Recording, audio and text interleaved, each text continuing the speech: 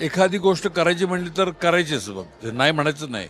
एक भिंत तरी तुटेल नाही तर डोकं तरी फुटेल, दोनपैकी एक होऊ शकतं. लोक माझ्या पाय पडतात, मला काही कळलं नाही की पाय काय पडतात. म्हणलं पहिल्यांदा खूप ऑकवर्ड व्हायचं मला. राजश्री मराठीमध्ये तुमच्या सगळ्यांचं स्वागत.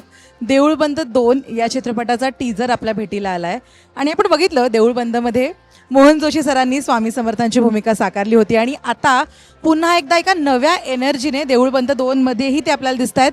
खरं तर ना मला जाणून घ्यायचं आहे त्यांच्या या एनर्जीचं सिक्रेट काय आहे. खूप स्वागत राजश्री मराठीमध्ये. सर कसे आहात, काय म्हणताय, काय चाललं? काही नाही, हा देऊळबंद 2 आता परीक्षा देवाची हा चित्रपट मी केला आणि मनापासून केला. आम्ही सर्व कलाकारांनी खूप कष्ट घेतले.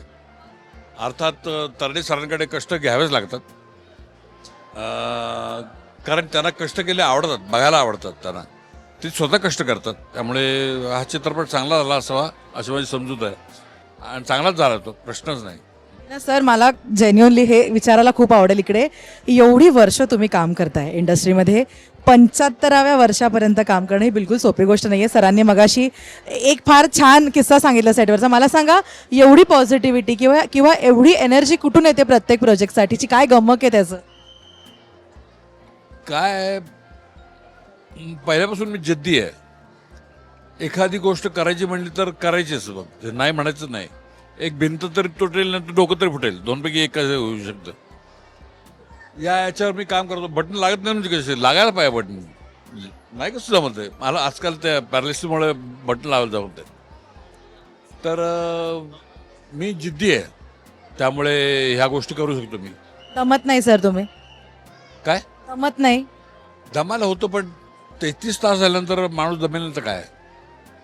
आणि किती वेळा लाईट तुम्ही सर करणार? नाही होत सर, आता नाही होत, म्हणजे जमत नाही. ते थकायला होतं शेवटी की, आणि थकल्यानंतर काय क्रिएटिव्हिटी तुमच्या त्रात संपते ना. कितीही सीन पुढे असेल ना तर तुम्ही नाही करू शकत. 10 वर्षांनंतर देऊळबंद 2 येतोय. खरं तर जेव्हा रिलीज झाला तो चित्रपट, त्यानंतर या 10 वर्षाच्या गॅपमध्ये प्रेक्षक विसरले नाहीत तो चित्रपट, कारण ना तो सतत टीव्हीवर लागतो, तितक्याच आत्मीयतेने सगळेजण बघतात आणि अजून पण तो प्रत्येकाच्या मनात ताजा चित्रपट आहे. आणि हे खूप रेअर होतं जे या चित्रपटाच्या बाबतीत झालंय. जेव्हा तुम्हाला सांगितलं प्रवीण सरांनी की आता बाबा आपण देऊळबंद 2 घेऊन येतोय, काय एक्सप्रेशन्स होती किंवा फर्स्ट रिॲक्शन काय होती? कारण पहिल्या चित्रपटाला एवढं प्रेम मिळालं प्रेक्षकांचं, आता काय वेगळं करणार प्रवीण मी, असं होतं? नाही, मला त्यांच्याविषयी खात्री आहे.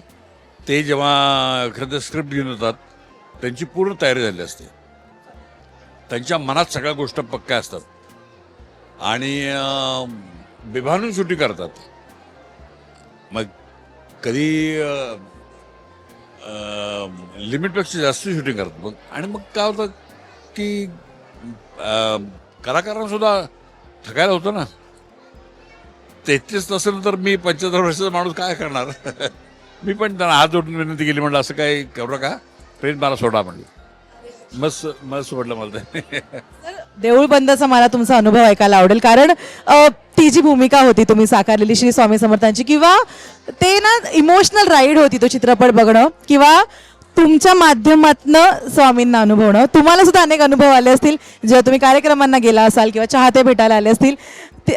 तेव्हाचा 10 वर्षापूर्वीचा एखादा अनुभव आजही ताजा आहे जो शेअर करायला आवडेल? तर एवढं वाटतं की मी इतके विलन गेलेत हिंदीमध्ये आणि लोक माझ्या पाय पडतात, मला काही कळलं नाही की पाय काय पडतात. म्हणलं पहिल्यांदा खूप ऑकवर्ड व्हायचं मला, पण नंतर कळलं की माझी प्रभावी झाली भूमिका म्हणून.